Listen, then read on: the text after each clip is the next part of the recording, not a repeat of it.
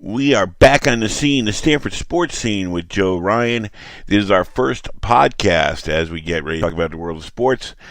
Our first guest is going to be New Canaan head basketball coach Dan Melzer. Danny's coming in today to give us his views on the upcoming state tournament and how the FCIAC looks to do as they pursue their chances at the championships. Dan is a long time, I can't say anybody knows more about FCIAC basketball than Dan Melzer. First of all, he was a star standout guard at Stanford High before moving on to Connecticut College. He came back and was Jim Moriarty's top assistant for many years before taking over for 2 years as the head coach of Stanford High and then moving on to be the New Canaan head coach for the last 2 years. We are going to have, just in a few minutes, we're going to have Melzer calling in, and we will talk to him about the upcoming state tournament. This is Joe Ryan with the Stanford sports scene. Okay, welcome, Coach Melzer. Looking back to the FCIAC tournament, Dan Barry kind of made up for the last few disappointments by going through and winning for the first time. What did you think overall of the FCIAC tournament? I think Dan Barry deserved to win. They really played well all tournament long. They had a very tough road to go through Central, Trinity, and then Trumbull. So I think Casey Bach did a great job with Dan Barry. I think that they were there last year and got a little taste, and I think they were much better prepared this year than they were last year. And it showed. And Trumbull is kind of in the boat that Terry was in last year. Their first time there. They played great the first 2 rounds, but I think their youth showed up a little bit in the championship. So certainly those 2 teams are going to be very good again next year. But Danbury deserved to win, and I'm happy for Coach Bach. He's been coaching a while now, and he's really built a good program, and he deserves the success that he got. All right, moving ahead to the state tournament, when you look at it, what really jumped out at me was the FCIAC did not seem to get a lot of love in their seedings from the tournament, whoever does the seedings. I mean, only Danbury got a top 10 seeding. I don't know. I don't get to see the other end of the state. I know you're busy with your stuff. Maybe you don't get to see them as much either. But was it surprising to you that there wasn't more in the top 10 for Trinity or Ridgefield seemed to take the biggest punch when they didn't make it as well as the number 1 seed in the FCIAC tournament? What did you think of the overall seedings you saw when you looked at the tournament draw? Do you mean in terms of the seeds for the state tournament, yeah, like the polls? The seed for the state tournament. The seeds for the state tournament, my understanding is that it's strictly based on wins. It's not necessarily a ranking per se. It's just based on your record. So it happens a lot of times in the FCIAC, and this has been true for a long time, is that we beat up on each other a lot. So our state seedings kind of always take a hit because of that. I don't think it's any different this year. The major difference this year is the Division I versus Division II and so forth and so on. I think Division I, anyone will tell you, incredibly talented division. There are so many good teams in that division. It's going to be very interesting to see how that plays out. Division II, there's a lot of FCIAC teams, and I think even though some of those seeds are a little bit lower, I think the FCIAC could potentially pull a few upsets up in the first and second round because Division II is certainly much more wide open. Division I is going to be tough for the FCIAC teams because some of these teams in Division I are just really, really good. East Catholic, I haven't seen them play, but everything I've heard about them is they're unbelievable. Notre Dame, Fairfield, I've seen play, and they're very good. Bassett's very good. So the Division I is going to be tough for the FCIAC. It certainly doesn't help that Danbury and Trinity have to play each other in the first round. I thought that was tough luck on their part. But, Division II is certainly wide open. And, Darien, the way they play in the end of the year, they could definitely make some noise in Division III. so I'm interested to see how it plays out. Yeah, I was just about to get to that. I was thinking, Darien, that might be a nice place to be in Division Three, with the fact that so many Division Two teams you've been battle testing and Division One teams. That could be a nice place to be, even with a 10-10 record to start out with. You got Trumbull, who's got to start out in the first round, or they didn't get a bye. They have to play Weaver, but they're coming off a nice tournament run. How do you think that plays into their hands? It could go one of two ways. Sometimes an FCIAC championship loss, you kind of have a hangover from that effect. I know in 2011 we lost to Bassick in the FCIAC championship, and then in the state tournament, it was hard to recover. We ended up winning our first game, and then we had to play a really, really good St. Joe's team the following game and lost to them. But it could go that way, or it could be, hey, we've got a second chance. Mo always used to talk about that. That was the Big East tournament, but nobody ever really remembers who won the Big East tournament. What everybody remembers is who won the Big Dance, the NCAA tournament, and now the state tournament is the NCAA tournament. So I'm sure Trumbull will be fired up for that and excited for that. But Division One's gonna be tough. There's a lot of good teams in that division, so it's gonna be tough. But I certainly think them being battle tested, playing in an FCIAC championship is definitely gonna help them for the state tournament. And then you got Ridgefield, who has to travel to Hamden in their first round. They get a bye. Does the bye help at all with these guys? I mean, especially a team like the teams that are outside of Danbury, Trinity, Ridgefield. Those guys have had almost a week off. Does it help to have a bye going into the tournament? Yeah, I don't think the bye really helps too much. One nice thing is you get to scout your next opponent. You get to go see them play. So in that sense, it's helpful. But at this point, I don't know that an extra day or two of rest is really going to accomplish much. I think all the teams are pretty tired at this point in the season, and now they're just they're gearing up for one last run. So I don't think the bye really helps in terms of fatigue, but it certainly helps to see the other teams play and kind of get a good feel for what you're going to be matching up against. Have you heard anything about Hamden at all yet? I mean, I know they won the SEC.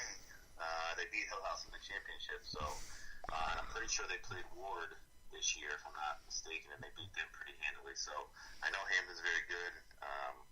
I'm buddies with the Notre Dame coach, and he said, they've got a lot of talent. So it's going to be tough for Ridgefield, but I'm sure they'll be well prepared for it. I'm sure they'll have a good game plan. And now you have one of I'd say of the first tournament games, it matches up to two FCIAC teams, so that's the one we pay attention to the most. Danbury and Trinity, coming off where Danbury, beat Trinity, and no one really saw that coming. Trinity is that enigma of a team that when they play well, they're unstoppable. When they lose, you scratch your head and go, what happened? Would anybody have the upper hand here? I mean, Trinity won during the season, and Danbury won during the playoffs. So, I mean, does anybody have an upper hand with this? I mean, I gotta think Danbury has the upper hand just because they're playing so well right now. They played three very good games in the FCIAC playoffs. Their confidence is sky high, so I got to give the upper hand to Danbury. But that being said, Trinity was a couple plays away from winning that game, so I certainly wouldn't kept Trinity out. They're going to have the best player on the floor in that game, so it should be an interesting matchup. I think, like I said, I give the small edge to Danbury, but it certainly wouldn't shock me if Trinity beat them. Not meaning to be critical, but that would be if Danbury was able to keep it to straight to form, that would make this a kind of a real disappointing year for Trinity. I know it's hard to say at high school level. It's not like college. It's not like the pros where you can predict pretty much how things go. The more talented team will win because they're used to it. They're used to the play and they're used to the grind and everything. And these kids are still learning their games, but to not come away with any part of the FCIAC championship and then to not being able to win a state championship with that the amount of talent they have would kind of be a real disappointment, don't you think? Yeah, no, I'm sure.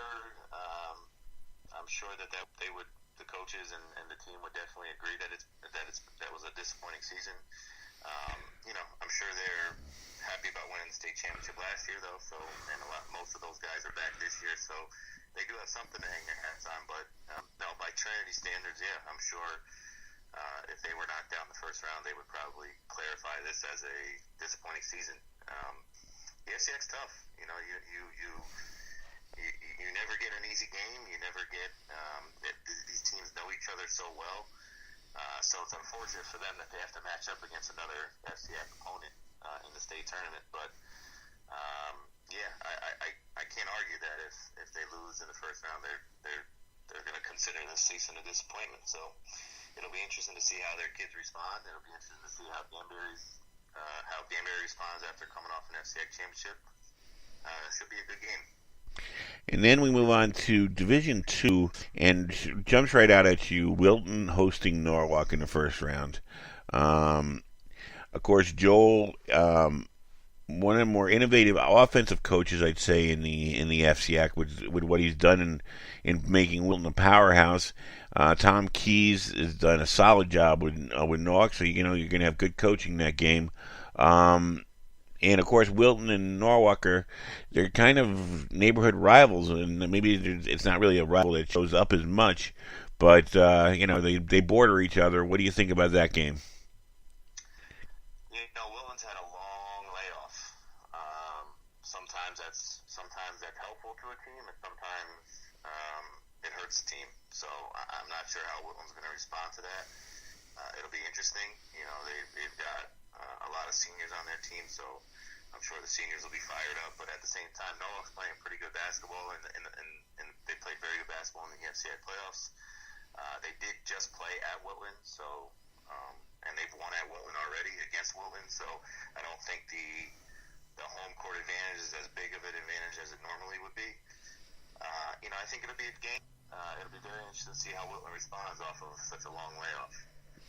And then we have the other team that's close to your heart in the FCIAC, and your buddy Zach Smith getting Stanford ready to entertain Naugatuck in the first round. Gets a home game. That's nice to start out with that team.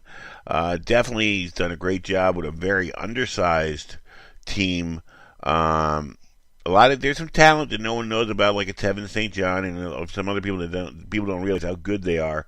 But definitely, they're an undersized team. I don't know much about Naugatuck. I don't know if you know much about Naugatuck. Have you heard anything about them?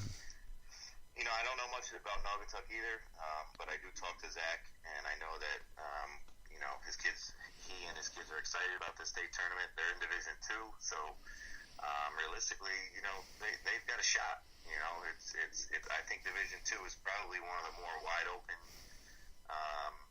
divisions out of all five of them. I mean, I don't know much about Division 5 or even Division 4 for that matter, so I can't comment too much on that. But I do think Division 2 is wide open. I don't think there's any, even the one seed Simsbury, who's good, don't get me wrong, I don't think they're going to scare any FCIAC teams. So I think, if Stanford gets out of the first round, I mean, which I anticipate they will. I think they could definitely go up to Simsbury and give them a scare, if not beat them. So I'm rooting for Zach. I hope his guys do well. He did a great job with his team. He certainly deserved FCIAC Coach of the Year, and I know he'll have his guys ready for Naugatuck. And then we got Ward, who's entertaining Xavier first round. Xavier out of Middletown. I always think of them as more of a football team, but they do have some good. They've had some good basketball teams over the year. Going up against Prep and those guys. What do you hear about Xavier this year? And I know you like Ward's top player. Yeah, well, how can you not? Conway's awesome. He had such a great year. I found it interesting that he beat himself up after the FCIAC loss and said he didn't play well, and he did have 26 points. So to have 26 points and not play well is a good sign. Yeah, I take that. So Conway had a great year. Coach Swallow does a good job with Ward. I don't know much about Xavier. I do know their best player has hit some big time shots for them. Big Bignani, I'm not sure how to pronounce his name, Bignani, but he's hit a couple buzzer beaters for Xavier, so he's had a really good year for them. It'll be interesting to see that matchup with Conway versus their top player. Again, another FCIAC team that's not going to be intimidated by anybody. I think Division II, if the FCIAC can, the FCIAC's got some tough first round matches, but I think if they can get out of the first round, they can definitely make some noise. And now we got Bridgeport Central against Career Magnet. Career is one of those schools you never really know about that much. But, I mean, you said in Bridgeport Central, you said in getting ready for the FCIAC, they play differently than they usually play. And they're tough on the glass, which, of course, is big in tournament basketball. If you can get the ball back and give yourself extra shots, never hurts in any game, but especially around tournament time. What do you think about their matchup? Central's going to be up for that game. They're not going to be intimidated. As I said before, the one thing that I think hurts Central, and of all their good teams in the past, this was always a strong suit, and this year I think it's a little bit of a weakness, is their lack of depth. Usually Coach McLeod likes to play 8, 9, 10, 11, 12 guys. And usually when he puts the guys in off the bench, there's not a big fall off from the starters. This year it's not quite that. They don't have that element this year. They're not quite as deep. And I know he mentioned that one of his kids got in foul trouble a couple times, and each time that he got in foul trouble, they're a much different team. So Fab Agramonte. So if he can stay out of foul trouble, which he's struggled to do a few times, but if he can stay out of foul trouble, I like their chances against Career. It's just a matter of if their lack of depth catches up to them, which I hope it doesn't. And getting around to the FCIAC, over the past few years, people have been kind of critical of the FCIAC. Says it isn't what it used to be, but we always look back and think things in the past were better than they were. This year, what kind of a grade would you give the FCIAC this year if you were grading it? A, B, C? Is it up? And where does it stand in your mind? I mean, you've been around it as a player and a coach for a long time now, so I think you have a good eye on how good the league is right now. Well, how would you grade it? I mean, listen, it's hard to argue with anyone who says that the FCIAC's not as good as it used to be. I mean, I think I don't know that many people would argue that fact, but that doesn't mean that the FCIAC's not good. The FCIAC used to be by far and away the premier league in the state, and I think what's happened is some of the other leagues are starting to catch up a little bit, which that's not necessarily bad on the FCIAC's part. It's just the rest of the state is catching up. But I think the FCIAC is extremely competitive. I think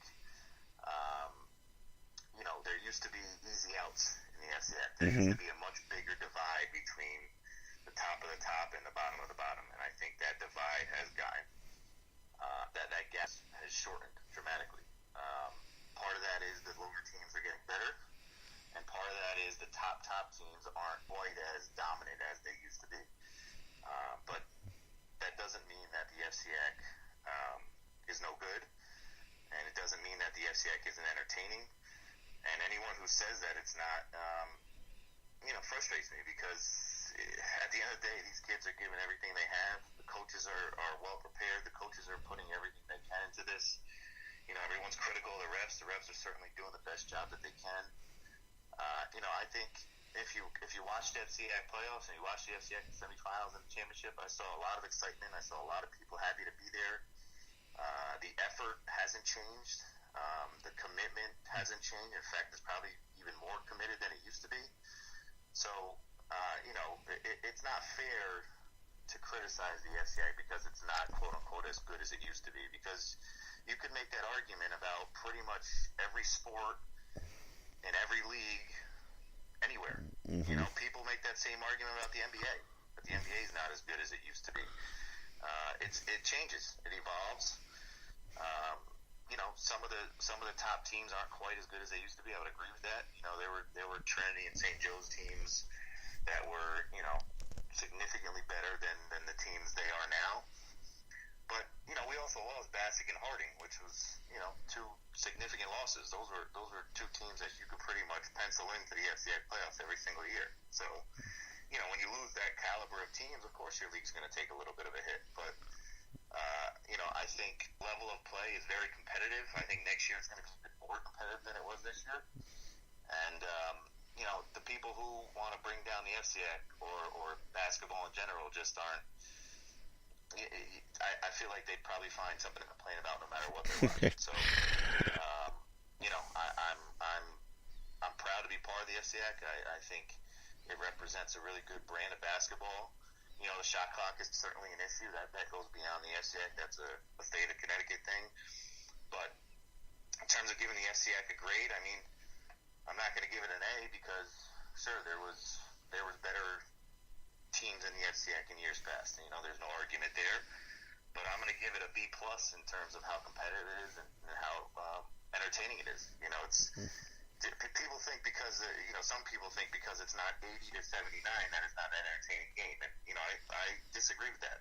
I think there's a lot of that has to do with how well these teams are prepared, how well they're coached, and how much effort and execution is put into the defensive side of the ball. That doesn't necessarily mean that it's bad offense. A lot of it could be that these teams are playing really good defense, and the coaches are coming up with really good defensive schemes to stop the other team. Whereas in years past, maybe there was a little less of that, a little more of coaches getting out of the way and letting their kids just play. And that doesn't mean that the level of play is worse necessarily. I mean, it could, but it doesn't necessarily mean that. It just means maybe the styles of play have changed a little bit. And, I think guys who are, people who are hard on the FCIAC because of that aren't really being fair, to be honest with you. I can't agree with you more. I mean, every game I go out to, I enjoy. I mean, I'm a little disappointed that the size of the crowds aren't what they used to be at some of these games, which could be just a sign of the times. I think, people, there's so much for people to see at home, and a lot of people just working two jobs and stuff like that can't get to the games anymore, which is a disappointment for the kids. And I know like you said, for the coaches and even in cheerleaders and those people who put so much time in and effort, and they don't get the crowds they used to, and hopefully that changes in the near future. But as always, I mean, to me, you hit that on the head, though. I mean, the thing is, times have changed, so there's so many other things that people can be doing with their time than going to games. Not to mention, like you said, they can sit at home and watch it on the HAN network, which is great. It's awesome. So because there's not as many people at the game doesn't mean that it's not a good game, or it doesn't mean that that people aren't interested. It's just there's another avenue to seeing the game. Whereas 10, 15 years ago, if you didn't go to the game, you were going to miss out. Mm-hmm. Now you can stay at home and watch it on your computer on HD, and commentary while you're watching. So it's a little bit misperception that the crowds aren't as good, so the kids must not be interested. That's a little bit of a misperception. Sure, as good as they once were, I can't. There's no arguing that. But then you look at a Ridgefield-Wilton game last year, and that was one of the best crowds and one of the most exciting FCIAC championships ever. So I think people are a little too critical on the FCIAC and basketball in general. And they have to realize that it's a sign of the times. If you go to, college and NBA games, the crowds aren't quite like they used to be too. I mean, that's the element of the internet these days is that it's you can still get in on the fun without actually being at the game. So I think that has a little bit to do with it. And it's 2018. People have a lot of other things going on in their lives that. They can't drop everything and head to a basketball game, and that's any sport. You go to any sport, any championship, any level.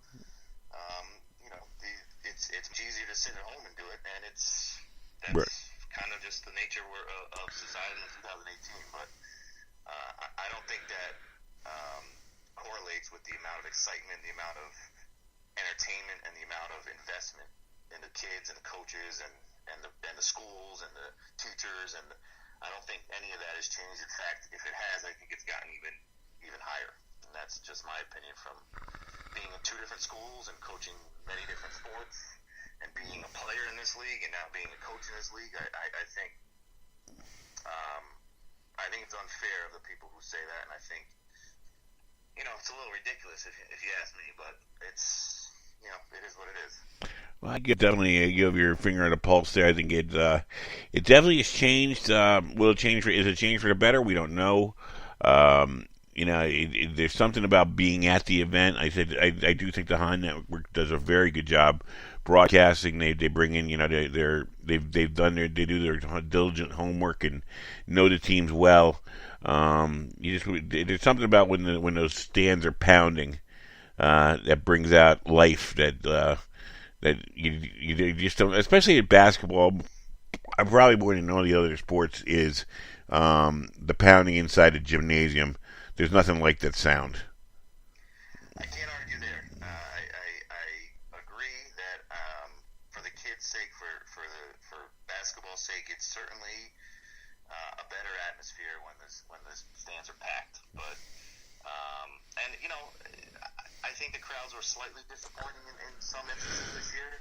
I was at the FCIAC quarterfinals, and the Ward-Trumbull game was a great crowd, and then I thought the other three games were a little disappointing. But that Saturday was also the Saturday of winter break for a lot of people. So sometimes it's just beyond our control. But I do agree that having a big crowd and having, especially in basketball, having that kind of atmosphere is awesome for the kids and it's awesome for the game.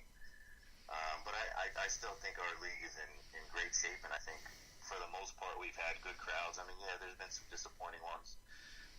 But I think the teams that win get the good crowds, and the teams that don't get as good crowds. And I think I can speak from our own situation. I think as we start to win more games, I think a lot more kids will show up. So I look forward to that, and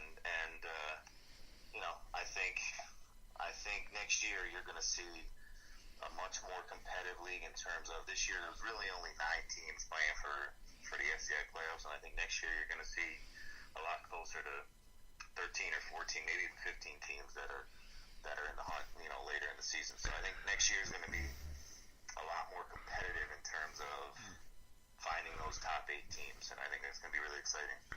Well, there's nothing wrong with bringing more people to the dance, that's for sure. It made for a good ending this year. I mean, when you look at the funniest one, the first thing that popped out at me is Wilton doesn't make the tournament, Norwalk makes the tournament, and Wilton's higher because they have a better record. I mean, that just says enough. And like I said, it's great to see a team like Wilton and others coming up, and your team hopefully coming up next year and being at the dance. I mean, it's always good to have more competition in the league. It's never good when a league is like we know who's going to win and that's it. So. Exactly, and that goes further to my point. I mean, like I said, back in the day when people are saying the FCIAC was so much better, it was better in the sense that the top 2 or 3 teams were so much better than everybody else. So I guess that elevated our league per se. But the level of competition is better now in terms of that anyone could win on any night. And back in those days, it wasn't that way. I mean, there were certain games that you knew 99 and 100% of the time who was going to win in certain games. And that's changed. And that makes certainly that I mean, you could argue it both ways. You can say our league isn't as good because of that, or you could say our league is better because of that. Certain people choose to comment one way, saying that our league's not as good as it used to be, and that's fine. But again, from a coaching standpoint, from a fan standpoint, when you can go to the Ridgefield Norwalk game and not know for a fact who's going to win that game. In fact, you saw that the 8 seed won. To me, that's great. Yeah. That makes for a competitive league. I mean, years ago, the 1 seed, was a lock to win. Yeah. It wasn't even. You might as well not even go to that game because you knew the 1 seed was going to win by 20. And that's certainly changed in the last 5-10 years. And to me, that makes for a better league. But some people, choose to argue the other way, which I understand that point of view, and it's tough to argue against that. The best teams aren't as good as they used to be, because that's certainly, I don't think anyone would argue that. But again, I think what makes people coming to the games and what makes exciting games is that uncertainty of who's going to win. And I think that's certainly going to be the case this year, as you saw, and going forward. So as a coach, that's exciting. It's less exciting as a coach when you have teams that are just powerhouses, that are just built 4 or 5 Division I players. Now, sure, you could argue that makes the league stronger, but I don't know if it necessarily makes the league stronger or just 2 teams that are representing the league stronger. That's my take personally. I think you're totally right on that. I can't, I'm always for a competitive league. Dan, I don't want to take up the rest of your day. I know you want to be with your family. I appreciate you for your time today. This podcast is going to go up as soon as I get it ready, and hopefully it'll be as informative for the rest of the public as it was for me. I thank you again for appearing on this, and hope to see you at one of the games. Maybe I'll see you at Stanford in the next couple of nights, huh? Yeah, I appreciate you having me on. I'm certainly going to try to get out there and watch as many games as I can. But thanks for having me. Thanks for representing the FCIAC so well. I know you're a big proponent of the FCIAC, and we appreciate that. And we love basketball, and I can speak for all the basketball people in the FCIAC. We put everything we have into this, and we appreciate the positive coverage that you bring. So thanks a lot, Joe. All right, thank you.